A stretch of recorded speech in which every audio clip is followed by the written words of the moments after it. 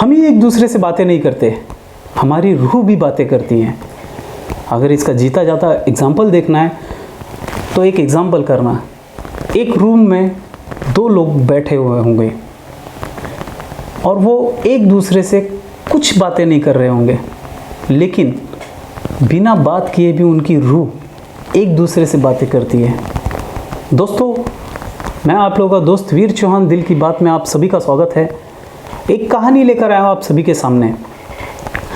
हमने कभी ऐसा सोचा है कि हमारे सामने सुबह सुबह हम उठते हैं, ऑफिस के लिए निकलते हैं और अचानक में कोई इंसान हमारे सामने आ जाता है और हमें ऐसा लगता है कि हमने उसे क्यों देख लिया? क्योंकि उसकी रूह वहाँ से हमारे लिए कुछ गलत सोचती है, इसलिए हमारे दिल में से उसके लिए बुरा ख्याल आता है। एक कहानी है, एक राजा होता है जो कि वो राजा प्रजा के लिए बहुत दयालु होता है और इतना दयालु कि वहाँ की प्रजा उसे भगवान मानने लगती है। एक दिन की बात ऐसी है कि राजा अपने बंगले से, अपने महल से बाहर की तरफ निकलता है और पूरी दुनिया में ऐसे लोग होते हैं कि राजा अगर कोई बीमार है तो उसे गले लगा लेता था, अगर कोई किसी के पास में कपड़े नहीं रहते तो उसको कपड़े दे देता था, किसी के पास खाना नहीं होता तो खाना दे देता था। इतना दयालु राजा था।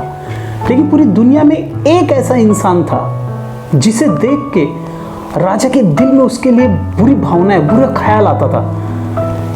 तो राजा सोचने लगा कि मैं इसी इंसान को ऐसे देखता हूँ और मुझे मेरे दिल में से उसके लिए ऐसा बुरा ख्याल क्यों आता है।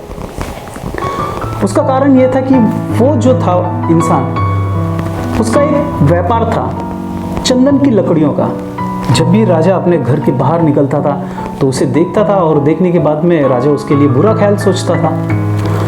तो राजा अपने प्रजा को बोलता है, अपने सैनिकों को सबको बोलता है कि इसका क्या मतलब है कि मैं इसी इंसान को देखता हूँ तो मुझे इसे देख के गाली देने की दिल करता है, बुरा ख्याल आता है। इसका आप मसला निकालो, ये क्या चीज़ है, ये क्यों हो रही है। तो उसके लोग जाते हैं, प्रजा के पास में जाते हैं और पूछते हैं कि राजा कैसा इंसान है। तो सभी लोग बोलते हैं कि राजा तो हमारे लिए भगवान है, राजा हमारे लिए ईश्वर है, हमें सब कुछ हो जाए लेकिन हमारे राजा को कुछ नहीं होना चाहिए। वो लोग सभी लोगों के पास जाते हैं तो उसके लिए अच्छी भावनाएं निकलती हैं। आखिरी में वो इंसान उस व्यापारी के पास आते हैं जो कि चंदन की लकड़ियों का व्यापारी होता है और उसे आके पूछते हैं कि राजा कैसा इंसान है।